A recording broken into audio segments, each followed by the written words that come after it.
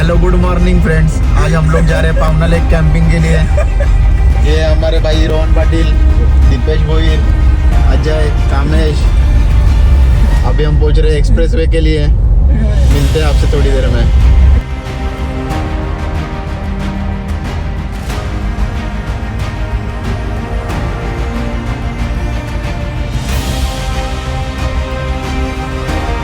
Food mall में breakfast वगैरह करने के बाद हम लोग एकवीरा माता के मंदिर दर्शन के लिए जा रहे हैं। कोई प्लान तो नहीं था हमारा दर्शन का, बहुत रैंडमली ये प्लान हुआ। अभी देखते हैं कितनी गर्दी है वहाँ पे।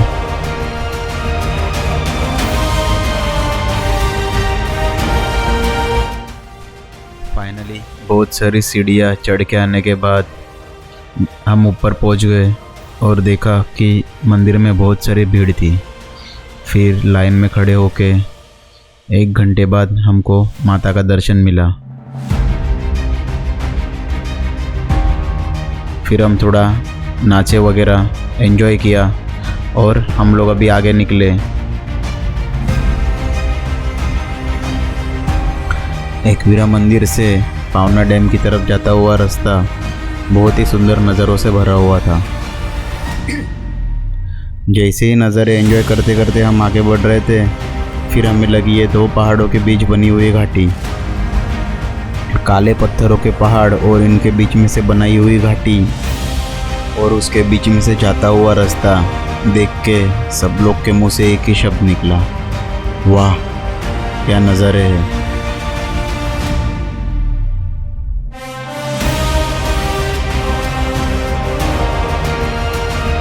पावना डैम की तरफ पहुंचते ही पूरी हरियाली से सजा हुआ पहाड़ और उसके बीच पावना डैम, शांत पानी से भरा हुआ पावना डैम।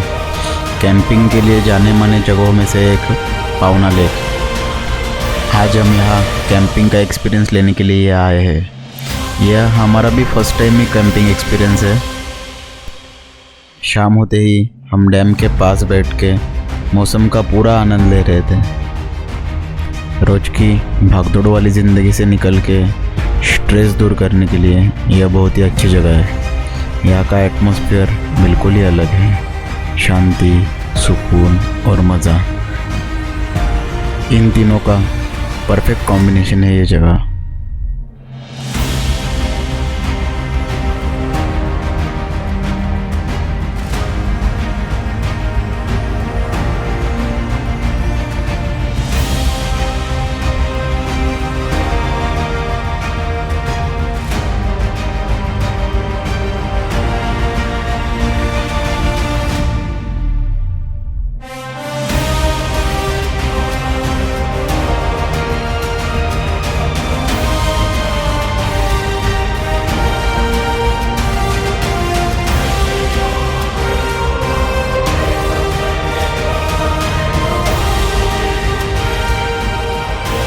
पूरी रात पार्टी एंजॉय करने के बाद अगली सुबह हम निकल पड़े कुंडलिका वैली की ओर।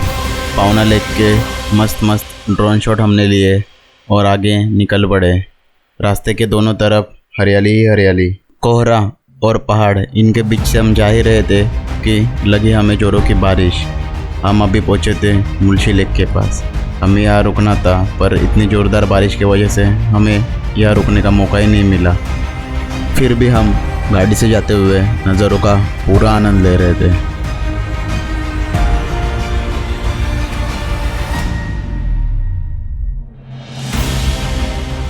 आज हमारा प्लान था कि रास्ते में ही हम हमारा खाना बनाएंगे, निसर्ग के बीच में खाना बनाना एंजॉय करेंगे और खाएंगे।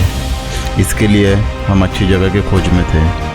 कम से कम 1 घंटा जगह खोजने के बाद हमें हमारे मनचाही जगह मिल ही गई और हम वहाँ रुक गए।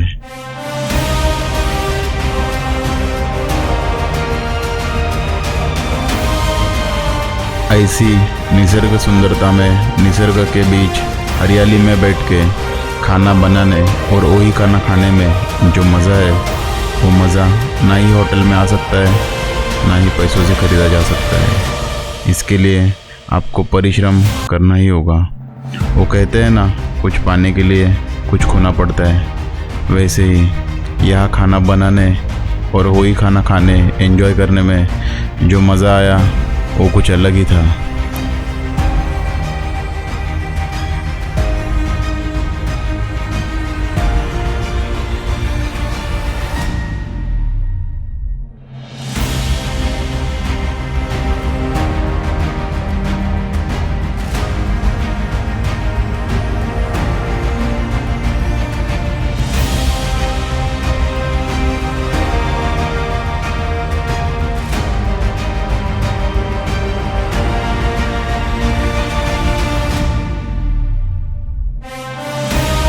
बहुत सारा एंजॉय करने के बाद, बहुत सारे फ़ोटोग्राफ्स खींचने के बाद, वीडियो निकालने के बाद अभी हम आगे की ओर निकल पड़े, जो कि अभी हमारा नेक्स्ट लोकेशन था कुंडलिका वैली। इस सौंदर्य ने हमें इतना पागल कर दिया था कि हम रास्ता भटक गए और हमें पता तक नहीं चला। बहुत दूर जाने के बाद हमारा गूगल लोकेशन भटक गया था। लोकेशन वापस आने के बाद हमें पता चला कि हम बहुत दूर आ गए। फिर हम वहाँ से मुड़े और पीछे की तरफ आए।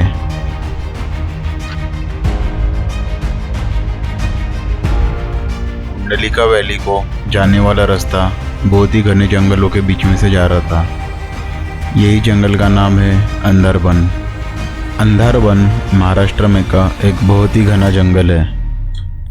इस जंगल में बहुत सारी औषधि झाड़ी, बहुत सारी मात्रा में जंगली जानवर भी है। घना जंगल देख के डर भी लग रहा था। हमें थोड़ी देर के लिए ऐसा भी लग रहा था कि हम रास्ता भटक चुके हैं। फिर हमें सामने दिखी खूबसूरत नज़ारों से भरी हुई कुंडलिका वैली।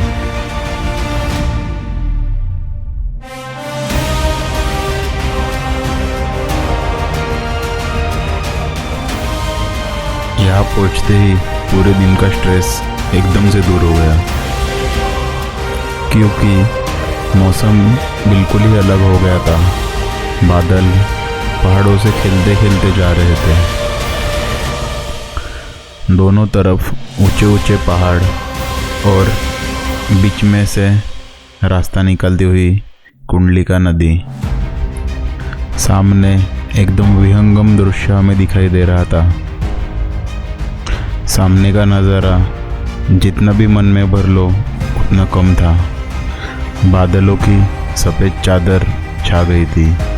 वो चादर धीरे धीरे आगे जा रही थी। बादल पहाड़ इनका खेल चल रहा था। हम वही एंजॉय कर रहे थे।